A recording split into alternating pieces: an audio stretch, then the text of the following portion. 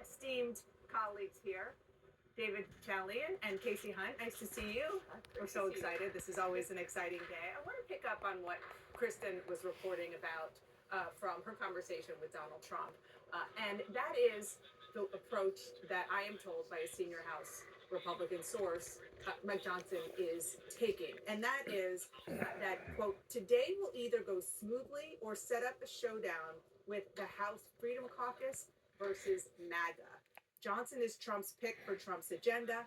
It's one in the same. So that, the House Freedom Caucus is another way of talking about what Jake was just talking about, of course, which is the people who are fundamental on spending, on debt, on deficit. Now, there are other agenda items that they have, but that is the core of their mission. And many of them put in a letter so that Speaker Johnson could see plainly what their areas of concern are about his leadership to date. And a lot of it has to do with spending. You saw just pictures there of Speaker Johnson working the floor as he is still trying to make sure all the votes are in place for him.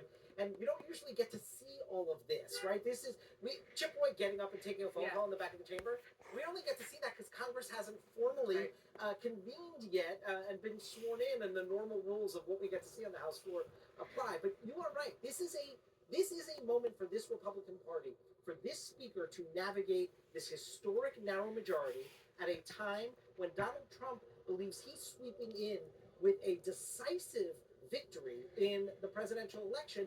And it could be a bit of a speed bump right out of the gate here as he's preparing to take over full Republican control of Washington, enact an agenda. He's not looking for speed bumps, and that's why he's working the phones. Well, yeah, we can see, as you know, we can literally see him doing this, and it strikes me that, Dana, when you had been covering the Hill for a long time when I started covering it, and the House of Representatives was like predictable, right? It wasn't like an interesting, everybody wanted to cover the Senate. You knew the outcome was going to be preordained in the House. And usually when you go to the floor, you have the votes. It is worth, I think, stepping back and understanding how remarkable it is that Mike Johnson doesn't know if he's going to have the votes to be speaker on this first ballot. But that's such an important point, Casey, and that, my understanding in talking to House leadership sources and members as well, is a big reason why Mike Johnson is trying to kind of lay down the gauntlet today and not make what a lot of people thought was a mistake that Kevin McCarthy made when he was so desperate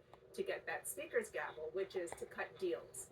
Because his belief is that if you cut deals with Chip Roy or others who are holdouts, now not only will it be hard to keep those deals, which is what Kevin McCarthy found with spending, but more importantly, it sets a tone that the speaker is not fully in charge. One Republican said it to me as, it's like handing the speaker's gavel to all these individual members. And the point is to maintain the power in the speaker's gavel. So yes, it does complicate that, and Kevin McCarthy learned that really quickly. Obviously, Johnson wants to set the tone. I take your source's point.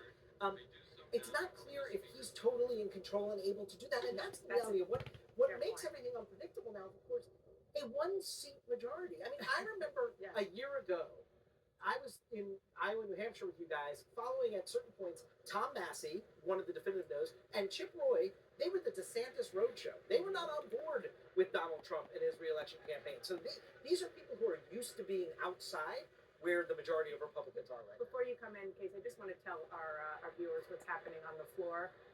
There is going to be a prayer. There might have already been a prayer.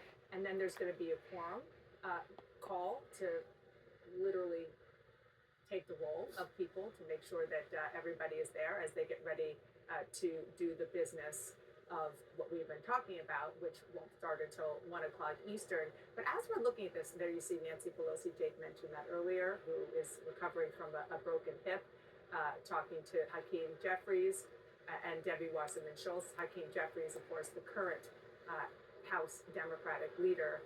I'm not sure if we see it there, but we certainly saw some shots before. The reminder that this is a family affair. This is a time when, because the House is elected every 2 years, it's not just the members who have worked their behinds off, it's their families who have been a part of, in most cases, the effort to get them elected. And I was talking to one member who, for whom this will be the third swearing in, who was so frustrated, or I would say frustrated slash hopeful, that because the first time was COVID, so their family couldn't come. Last time, the family ended up just going home because it took so many days to get a speaker, they weren't even sworn in. So the hope is that these family members who are there will not have to wait and wait and wait in order to see their loved ones Because sworn the speaker has to be selected before the entire Precisely. Congress can be put into power. No, that's absolutely true. And I was reminded of the Okay. families when we were walking through here. It's totally crowded. in. Oh, he already looks tired. He does. He does, in fact. I mean, Dan, I think one of the things too that's worth pointing out, and Patrick McHenry, who's exiting the stage, leaving the Congress, is close with Kevin McCarthy, was obviously the person who served in the interim there for a little while.